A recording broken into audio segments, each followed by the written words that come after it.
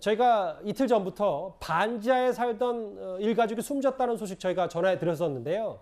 오세훈 서울시장도 어제 반지하 거주민 대책 하나를 내놨습니다. 대표적인 침수 취약지이자 열악한 주거 형태인 반지하 지하주택을 없애 나가겠습니다. 여기까지 그냥 철버거니 그냥 막 물이 꽉 찬 거예요, 입구까지. 그래서 그냥 입은 채로 그냥 저기다가 맨발로 막 나와가지고 이제 지금도 막 그 가슴이 두근두근 하고 막 이상해 마음이.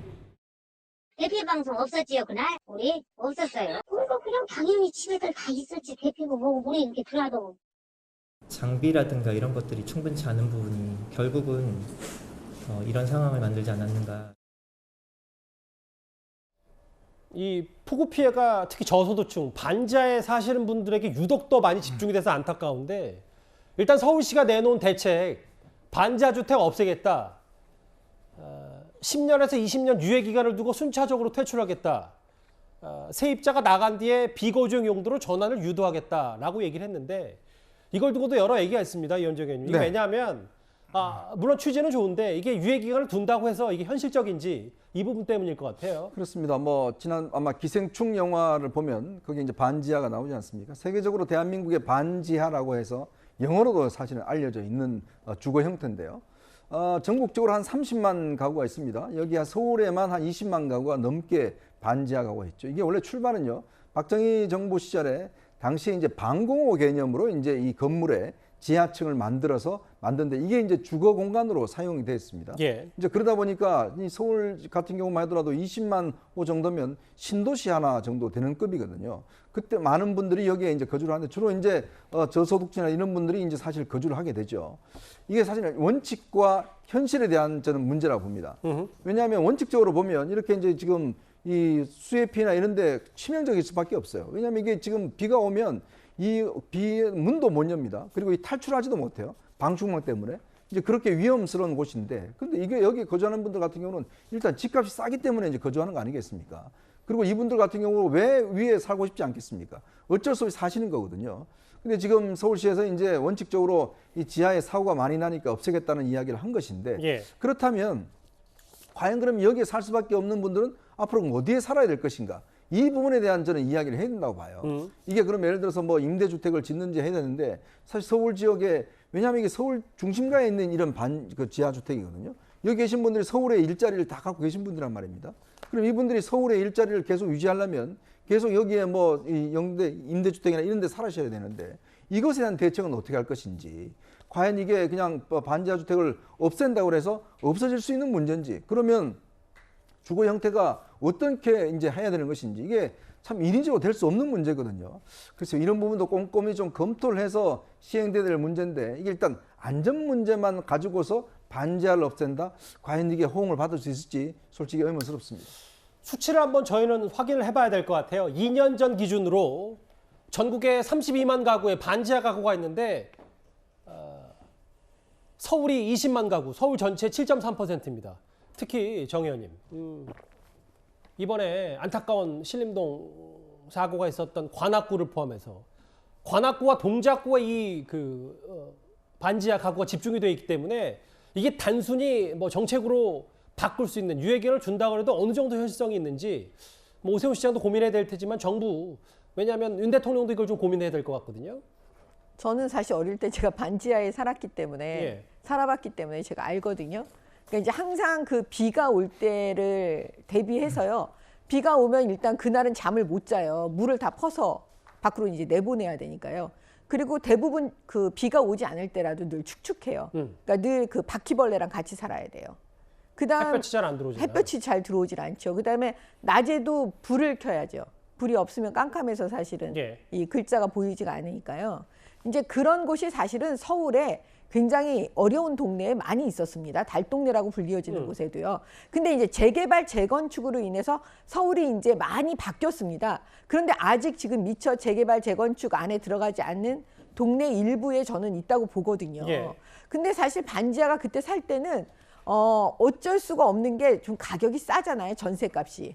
싸니까 살 수밖에 없는 거예요. 그 용도로. 지금 사시는 분들도 어쩔 수 없는 이유가 당연히 그렇죠. 있겠죠. 예. 예. 근데 지금 오세훈 시장도 제가 볼 때는 아마 정치인들도 그렇지만 고민이 뭐냐면 여기는 주거 형태로 사실 좋지가 않죠. 그건 다 알죠. 근데 만약에 이거를 이제는 더 이상 주거형으로 비주거형으로 가라. 그러면 이제 거기서 사시는 분들에 대한 대책을 과연 어떻게 할 것이냐. 이게 지금 핵심 아니겠습니까? 그 부분을 이제 머리를 맞대고 사실은 정치권도 좀 어떤 식으로든 그 대책안을 좀 내놔야지. 근데 그거는 지금 준비하고 있지 않을까요? 일단 비주거형으로 가고 그다음에 두 번째는 빨리 대책안을 마련해서 내놓고 순서는 그렇게 가야 되지 않겠습니까? 일단 오 시장이 이 반지하 관련 대책을 내놨고 반지하 관련 너무 관심이 많으니까 앞서 잠깐 이현정 의원님이 언급하셨던 것처럼 외신들도 BAN 그러니까 반지하 뭐 이름을 이렇게 써서 현실에서 결막은 더 최악이다. 영화 기생충보다 했고요. 로이터 통신은 좁은 반지하 주택에 사는 사람들이 있다. 참배를 당한 일가족 얘기를 저렇게 인용했는데 참 씁쓸합니다. 좀 바로 가시적인 성과가 없더라도 분명히 대책을 좀 마련해야 될 텐데 영화 기생충 모습 잠시 만나봤습니다. 그런데 오세훈 시장이 이 반지하 대책 말고도 추진하려는 게 또 하나 있습니다. 바로 어제 오늘 많이 얘기가 나오고 있는 바로 빗물 터널인데요. 노동열 교수님, 이제 강남이 지대가 낮고 모든 그 물이 다 그쪽으로 쏟아지다 보니까 이런 대형 참사가 발생했는데 양천구 신월 목동의 빗물 터널 뭐 여기 이렇게 하면서 비교적 비가 적게 왔지만 양천구는 비 피해에서 좀 벗어나 자유로울 수 있었다.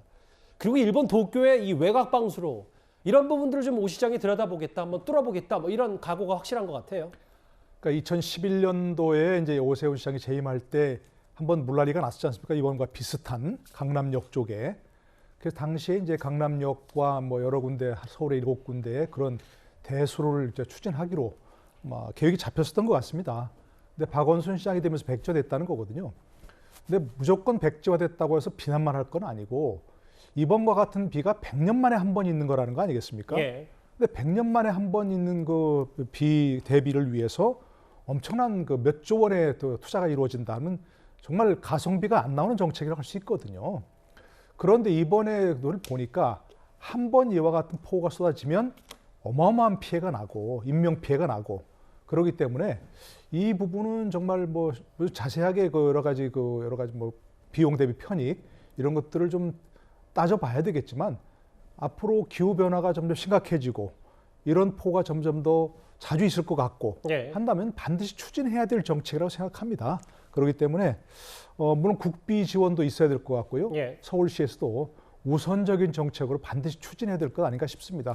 잘 얘기하시지만 강남역 지점 같은 경우는 역삼역에서부터 기울어져 있고 예. 서초역에서부터 기울어져 있고 그렇기 때문에 이건 뭐 이런 비가 이렇게 많이 오지 않더라도 반드시 침수될 수밖에 없는 그런 구조니까 구조적으로 해결하기 위해서 이런 어떤 대책을 반드시 세워야 될 그런 지역인 거죠. 야, 도쿄 외곽 방수를 보니까 진짜 규모가 어마어마하네요. 저 정도면은 뭐 감당할 수 있는 웬만한 건 다 가능할 것 같아요. 저는 그 민주당의 그 박원순 시장이 예. 이거를 지금 그때 당시 이제 당선되고 추진을 안 하기로 결정을 한 거잖아요. 네. 저는 그건 민주당이 지금 사과해야 된다고 봐요. 왜냐하면 100년 만에 한 번에 온 게 지금 생각을 해보세요. 그때가 2011년이었어요. 우면산 산사태 났을 때. 그래서 이 빗물 터널에 대해서 그 오세훈 시장이 그 구체적인 예산까지 해갖고 이걸 결정을 한 거거든요. 예. 근데 박원순 시장이 엎은 겁니다. 그러면 2011년이면 지금이 2022년이잖아요. 그때 만약에 했으면 한 2017년이나 18년도에 빗물 터널이 완공이 됐을 텐데 그 양천구의 목동의 예도 있잖아요. 예. 그러면 충분히 막아낼 수 있었습니다. 그렇게 제가 볼 때는 정치권은요, 한번 어떤 일이 있었을 때 길게 미래를 보고 가야지 만약에 지금 봤을 때 가성비 이런 것만 보고 간다 그러면 사실 또 한 번 또 무슨 사건이 이렇게 재난이 오면 그때 또 검토해서 또 몇 시간이 지나고 나면 또 이거는 가성비 얘기하고 이렇게 되잖아요. 그러니까 예. 저는 이 대목은 반드시 그 당시에 했어야 됐다. 그럼 오늘 막을 수 있지 않았겠습니까? 그러니까 이번에 늦지 않게 빨리 하는 게 맞다. 이렇게 생각합니다. 반지하 얘기, 빗물 터널 얘기. 특히 빗물 터널은 대통령도 직접 언급을 했기 때문에요. 추진 경과도 저희가 잘 살펴봐야 될 것 같습니다. 비 피해 관련돼서 정치권 오늘 김성원 의원의 망언에 가까운 그 실언 얘기까지 하나하나 만나봤습니다.